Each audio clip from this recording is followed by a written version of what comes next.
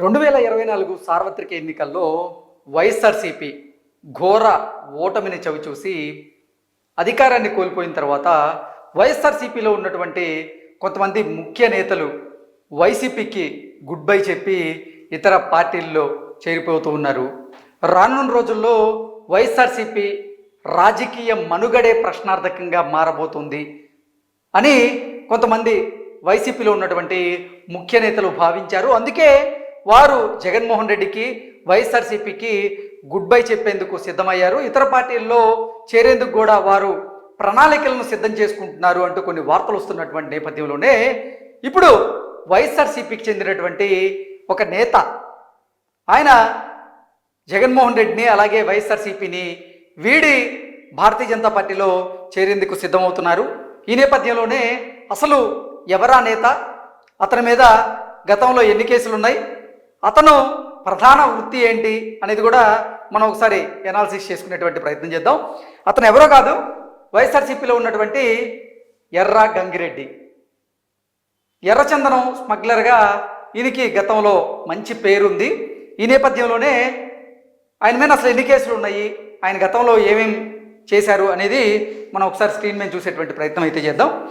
భారతీయ జనతా పార్టీలోకి ఎర్రచందనం smuggler. So ఈయన చేసిన తప్పులేంటో చూద్దాం. బీజేపీలోకి ఎర్రచందనం స్మగ్లర్, అంతర్జాతీయ ఎర్రచందనం స్మగ్లర్ ఎర్ర గంగిరెడ్డి అని పేరున్నటువంటి కొల్లం గంగిరెడ్డి అలియాస్ ఎర్ర గంగిరెడ్డి, ఈయన వైఎస్ఆర్సీపీలో ఉన్నారు. ఇప్పుడు వైసీపీకి రాజకీయ భవిష్యత్తు లేదు అని ఆయన భావించారో ఏంటో తెలియదు, కానీ ఆయన వైఎస్ఆర్సీపీని వీడి భారతీయ జనతా పార్టీలోకి వెళ్ళేందుకైతే సిద్ధమయ్యారు. ఈయన గతంలో అలిపిరిలో చంద్రబాబు మీద బాంబు దాడి జరిగినటువంటి కేసులో నిందితుడిగా కూడా ఉన్నారు. అలిపిరిలో చంద్రబాబు నాయుడు గారి మీద బాంబు దాడి జరిగినటువంటి నేపథ్యంలో ఆ దాడిలో త్రుటిలో చంద్రబాబు గారు బయటపడినటువంటి నేపథ్యంలో ఆ దాడిలో నిందితుడిగా కూడా కొల్లం గంగిరెడ్డి అలియాస్ ఎర్ర గంగిరెడ్డి ఈయన నిందితుడిగా ఉన్నట్లుగా మనకు తెలుసు. ఇప్పటికే 2004 నుంచి 2014 వరకు భారీ స్థాయిలో ఎర్రచందనం స్మగ్లింగ్, సో శేషాచలం అడవులు కానీ వీటిని కేంద్రంగా తీసుకొని 2004 నుంచి 2014 వరకు కూడా భారీ స్థాయిలో ఆయన ఎర్రచందనాన్ని స్మగ్లింగ్ చేసేవారు. కడప, చిత్తూరు జిల్లాల నుంచి ఎర్రచందనాన్ని అక్రమ రవాణా చేశారు. మనం ఇందాక మాట్లాడుకున్నట్లుగా శేషాచలం అడవులు అలాగే కడప, చిత్తూరు వీటిని కేంద్రాలుగా చేసుకొని కొల్లం గంగిరెడ్డి గారు ఈ ఎర్రచందనం ఏదైతే ఉందో దాన్ని అక్రమ రవాణా చేస్తూ ఆయన ఉండేవారు. రెడ్ శాండిల్ స్మగ్లింగ్తో వేల కోట్లు సంపాదించాడని సమాచారం. కొల్లం గంగిరెడ్డి అలియాస్ ఎర్ర గంగిరెడ్డి కొన్ని వేల కోట్ల రూపాయలు ఆయన సంపాదించినట్లుగా వెనకేసినట్లుగా మనకైతే సమాచారం అంత ఉంది.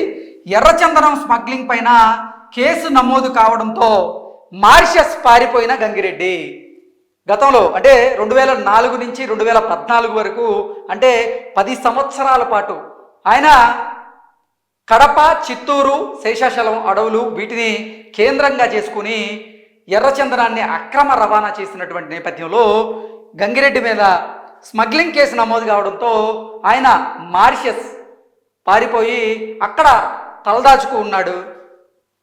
గంగిరెడ్డి మీద మొత్తం చూసుకున్నట్లయితే 27 కేసులు ఉన్నాయి. అంటే ఎర్రచందనం అక్రమ రవాణాకు సంబంధించినటువంటి కేసులు అయితేనేమి, రౌడీ షీట్స్ అయితేనేమి, ఇలా గంగిరెడ్డి మీద మొత్తంగా చూసుకున్నట్లయితే 27 కేసులు అయితే నమోదయ్యాయి.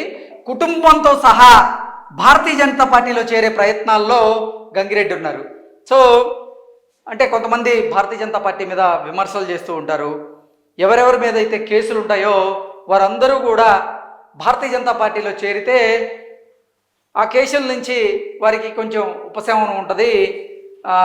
భారతీయ జనతా పార్టీ అనేది వాషింగ్ మిషన్ పార్టీ అని, వీరు చేసినటువంటి తప్పులే అయితే ఉంటాయో ఆ తప్పులన్నింటినీ కూడా వాషింగ్ పౌడర్ నిర్మాలాగా అది వాష్ చేసేస్తుంది అనేటువంటి ఆరోపణలు భారతీయ జనతా పార్టీలో ఉన్నటువంటి నేపథ్యంలో ఇప్పుడు గంగిరెడ్డి చూపు భారతీయ జనతా పార్టీ మీద పడినటువంటి నేపథ్యంలో రానున్న రోజుల్లో భారతీయ జనతా పార్టీ నేతలు ఇన్ని కేసులు ఉన్నటువంటి గంగిరెడ్డి గారిని ఆ పార్టీలో చేర్చుకుంటారా అనేది ప్రశ్నార్థకంగా.